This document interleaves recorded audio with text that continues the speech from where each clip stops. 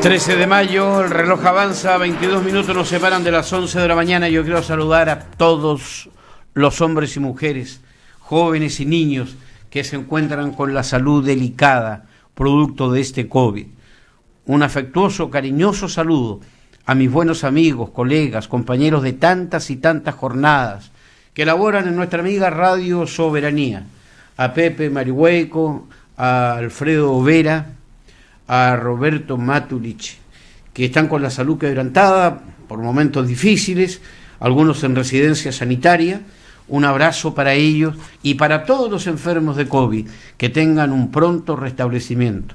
Mucha fe, mucha esperanza en la vida, que aún tenemos mucho por hacer.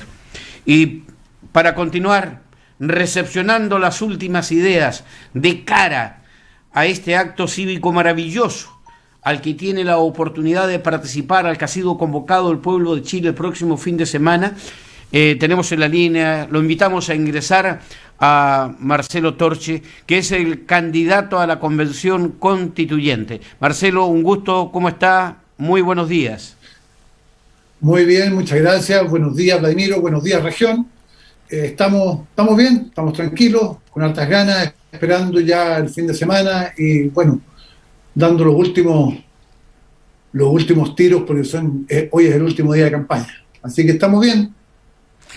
Marcelo, quiero hablar un poco de Constitución. Hemos hablado de Constitución durante muchísimas oportunidades, ¿no? Desde el día aquel en que participaba en el programa Candidato o Candidata, ¿quién es usted? Y conocimos nosotros a Marcelo Torchi. El artículo 4 dice Chile es una república democrática. Mi pregunta es, ¿está dañada, está enferma esta democracia que hoy estamos viviendo y compartiendo? Y si estima usted que esta democracia está enferma, algo enclenque, debilitada, ¿cómo la robustecemos? La democracia, yo creo que la democracia hay que cuidarla, eso es lo primero que todo. Y la democracia es frágil. La democracia es tremendamente frágil por distintos lados y por distintas razones. Y existen distintas presiones que pueden llevar a un quebrantamiento de ella. La democracia hay que cuidarla y efectivamente, como bien dices, la democracia está un poco enferma. No, espero que no de gravedad, espero que no en estado crítico, pero sí creo que se ha quebrantado en alguna medida esta democracia, y eso es parte un poco porque se ha perdido el respeto. Una de los pilares esenciales, diría yo, de la democracia es el reconocimiento del otro, respetar al otro, reconocer que el otro puede tener la razón. Por lo mismo necesito dialogar con el otro. Y se han suscitado lamentablemente posiciones muy polarizadas en algunos sectores que llevan al desconocimiento de los demás.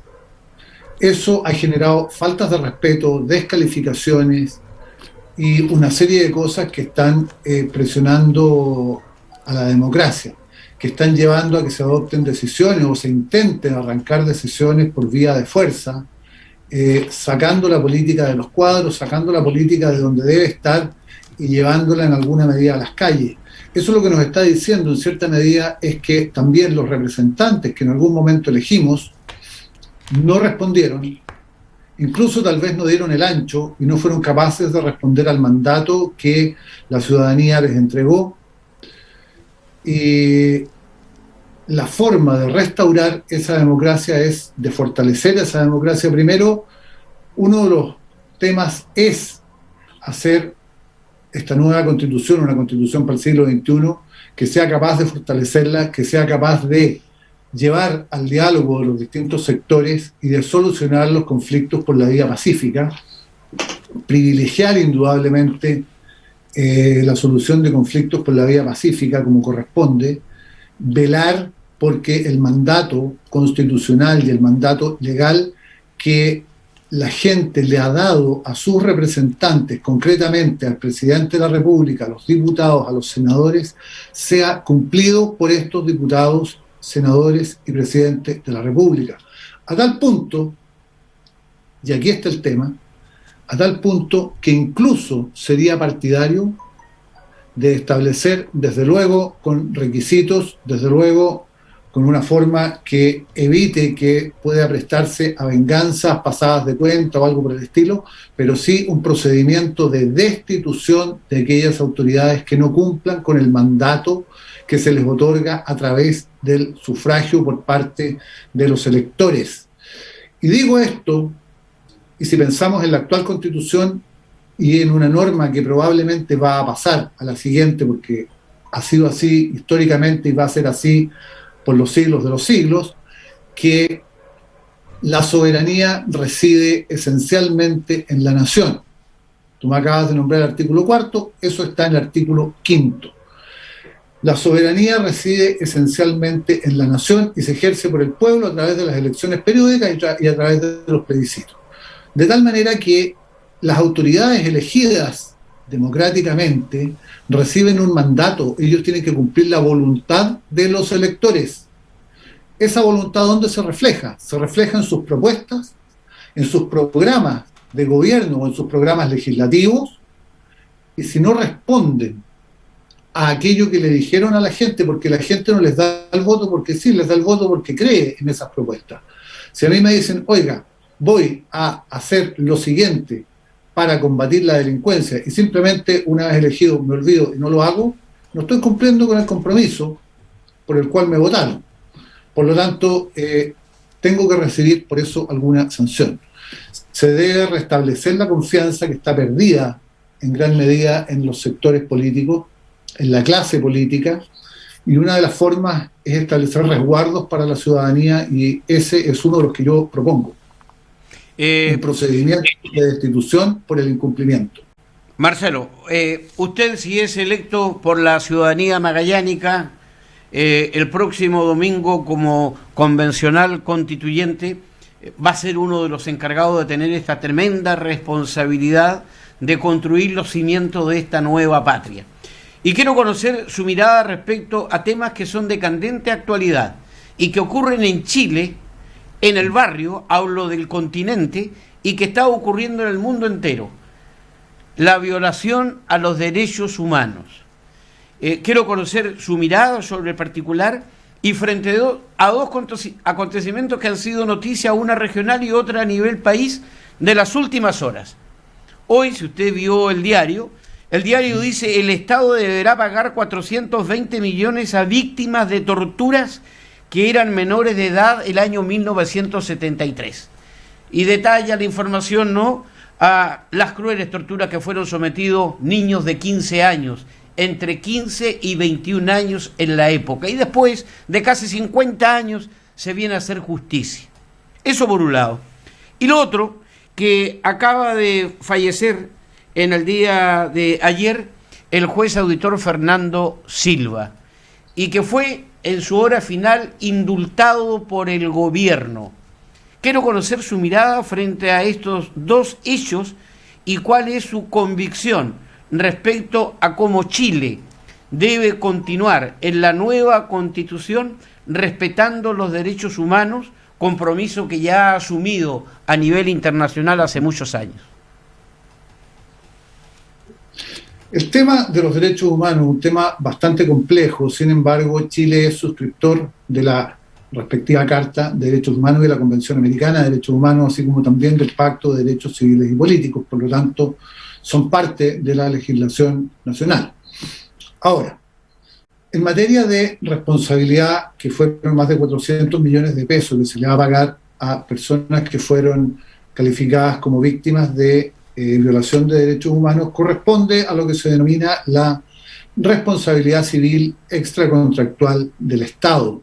Esto es, y está establecido en la legislación, la ley, básicamente la 18.575, que el Estado está obligado a indemnizar de todo daño que cause a las personas, no solamente por derechos humanos, sino que por muchas otras cosas también.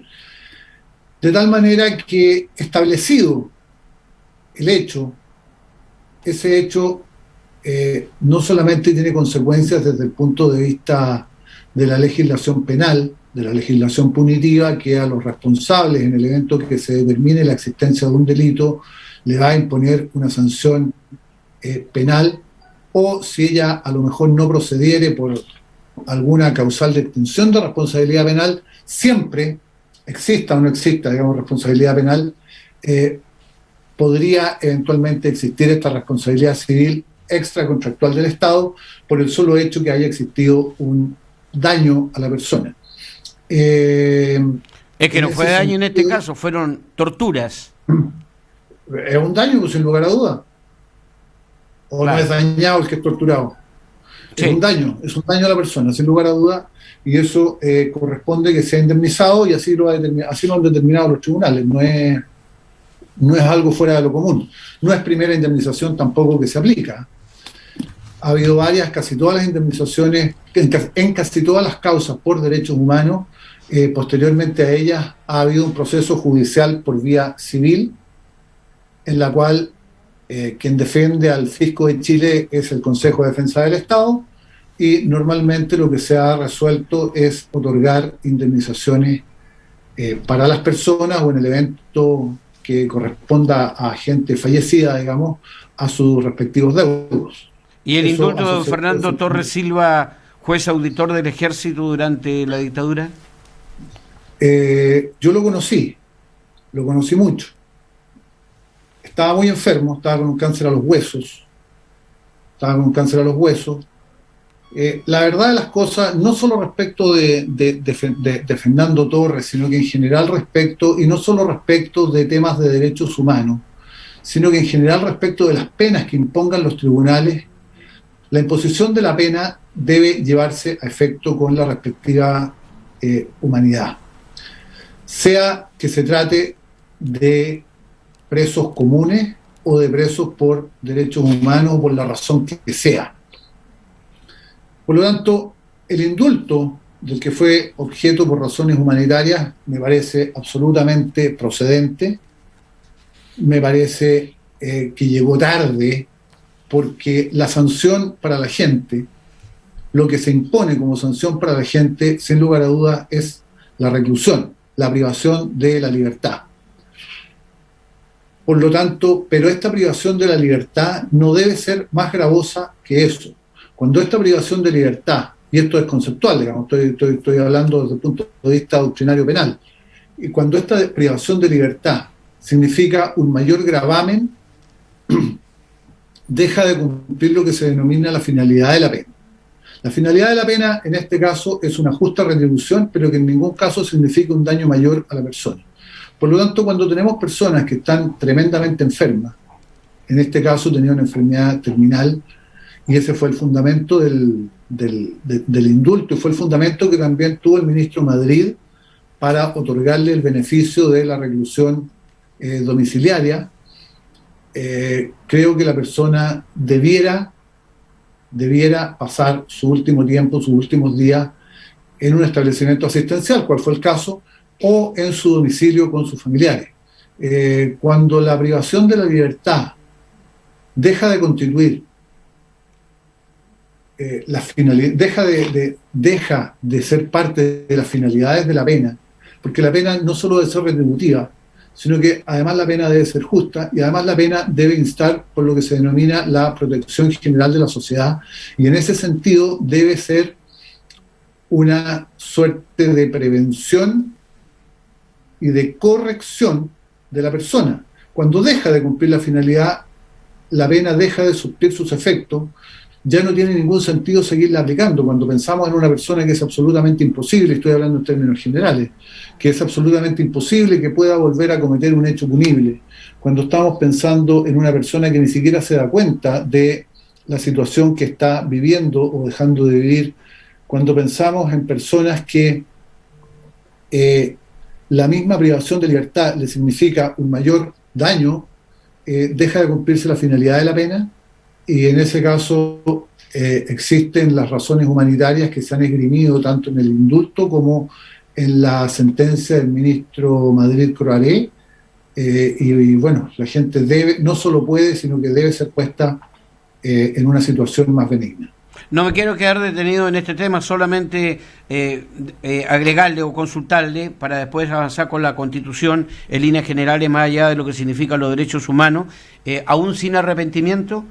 El tema es, se han levantado las voces, ¿no? Ayer escuchaba al parlamentario Tucapel Jiménez, hablando de que él está, que él tiene piedad y misericordia con quienes están a punto de morir, pero que él hubiera querido escuchar alguna palabra de arrepentimiento luego de lo sucedido, cosa que no escuchó. Por lo cual suponía el indulto, ¿no? Sí, a ver, cuando entramos a hablar de arrepentimiento entramos en otro tema, entramos ya en un tema prácticamente filosófico. Cuando hablamos de arrepentimiento, primero la persona debe estar convencida que cometió un daño. Si no está convencida de que cometió un daño, difícilmente vamos a encontrar o que cometió algo que merezca, por lo cual merezca arrepentirse. Si no está convencida de haber obrado mal, difícilmente vamos a encontrar a alguien que se arrepienta.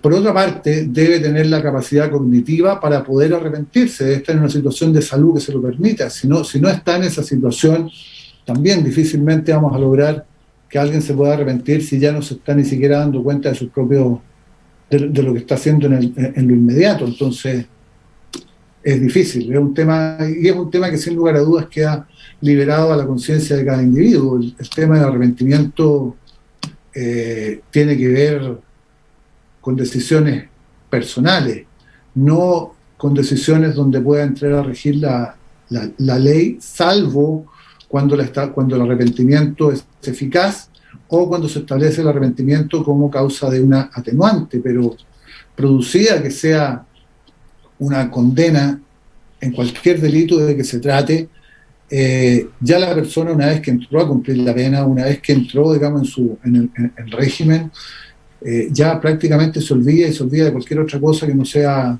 entrar a cumplir y pasar el día lo más rápido posible en reclusión. No creo que entren a cuestionarse mayormente las situaciones. Marcelo. Y no estoy pensando en temas de derechos humanos, sino estoy pensando en términos generales en cualquier recluso. Marcelo Torche está con nosotros, Marcelo Torche Suárez, candidato a la Convención Constituyente, estará en la papeleta el próximo sábado y domingo. A propósito, letra y número, Marcelo. XP11. XP11. Número de patente, Marcelo Torche, XP11. El próximo sábado y el próximo domingo. Marcelo, luego de haber vivido esta, para usted, inédita campaña, para todos ha sido inédita campaña, porque ha sido una campaña con muchos altibajos, producto de la pandemia, con suspensión de fecha, etcétera. Pero raya para la suma.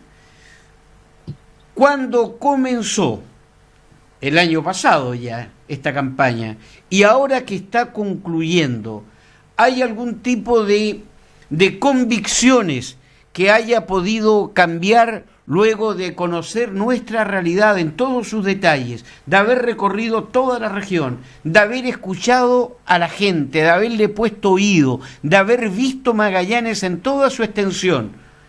¿Hay algo que lo ha hecho cambiar o, por el contrario, robustecer lo que pensaba para impulsar en la nueva Constitución? En gran medida el hecho de... yo la campaña la partí tarde, yo no la partí el año pasado, partí prácticamente a mediados de febrero. Ya. Por lo menos con la postulación y todo eso, mediados de febrero, fines de febrero, yo partí bastante tarde. Pero sí, he recorrido por todos lados, y uno siempre se va dando cuenta de las necesidades, de nuevas necesidades, de cosas que a lo mejor antes no había observado.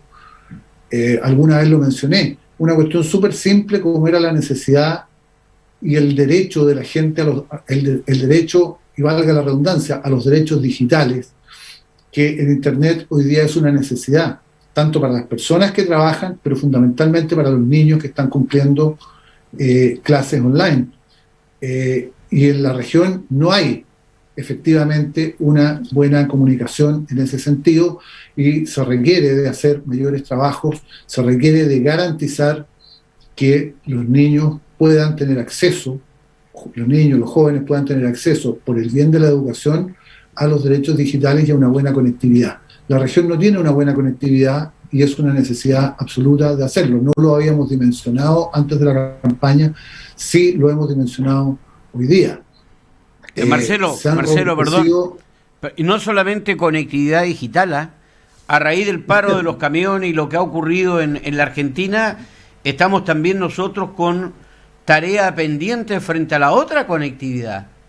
La conectividad marítima, terrestre y aérea en debidas circunstancias, ¿no? Frente a esta amenaza de desabastecimiento. Una absoluta necesidad de garantizar la conectividad por vía nacional. Por lo tanto, ahí hay una tarea pendiente y creo que las autoridades deberían ponerse en campaña desde ya, bueno, algunos ya lo han mencionado, desde ya, porque la conectividad debe ser por territorio nacional.